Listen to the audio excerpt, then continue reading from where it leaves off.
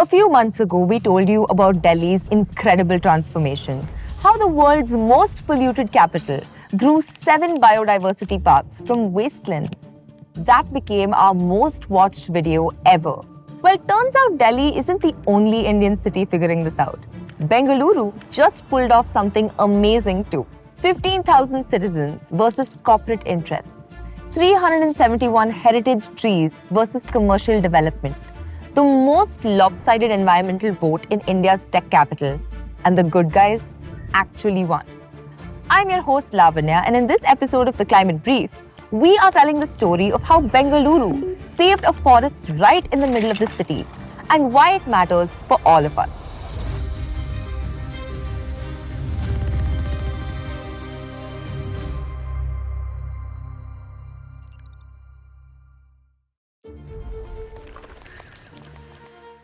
April 25th, 2025. A routine government notice appears in Bengaluru.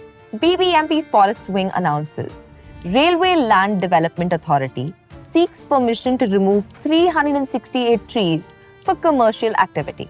We are talking about 8.61 acres near Cantonment Station. 371 trees, some over 100 years old. Heritage species, peepal, rubber trees, even Christmas trees. Land where Gandhi once addressed freedom fighters in 1920. And Bengaluru could hardly afford to lose them. The city's tree cover has already plummeted to below 3%. Every patch left is a lifeline. So when this plan surfaced, citizens didn't stay quiet. By May 6, nearly 3,000 formal objections had been filed, and online petitions gathered tens of thousands more signatures. Posters appeared on tree trunks. WhatsApp groups buzzed with outrage, and citizens made it clear, no commercial project could justify destroying Bengaluru's green heart. The government was forced to respond. A public consultation was announced on May 20th. Residents turned up in large numbers: students, retirees, conservationists, even former judges. The verdict in that hall was unanimous. Not one tree should be cut.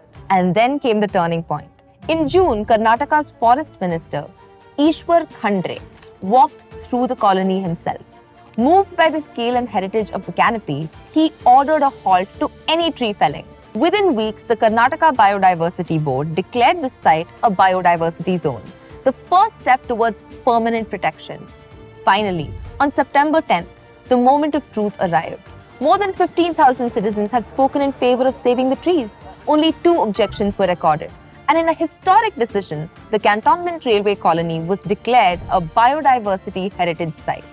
371 trees, 50 species, 8 acres of green, now protected by law. As I said earlier, Bengaluru today has less than 3% tree cover, among the lowest for any major Indian city. For comparison, cities like Singapore maintain 47%. So yeah, without this green cover, every summer gets hotter, every monsoon brings more floods, and the air gets harder to breathe. In this context, losing 368 more mature trees wouldn't just be sad, it would be catastrophic. That's why the Biodiversity Heritage Site tag is so powerful. Under India's Biological Diversity Act, it means this land is legally protected. It can't be leased away for a mall or carved into parking lots. Instead, it will be managed with the community, for the community. This is now Bengaluru's second Biodiversity Heritage Site under the Biological Diversity Act of 2002. The city was also home to India's very first Biodiversity Heritage Site, the Nallur Tamarind Grove, back in 2007. Now, nearly 2 decades later, citizens have expanded that legacy right into the heart of the city. No government initiative, no corporate CSR, just 15,000 people who decided that their city's lungs were worth fighting for.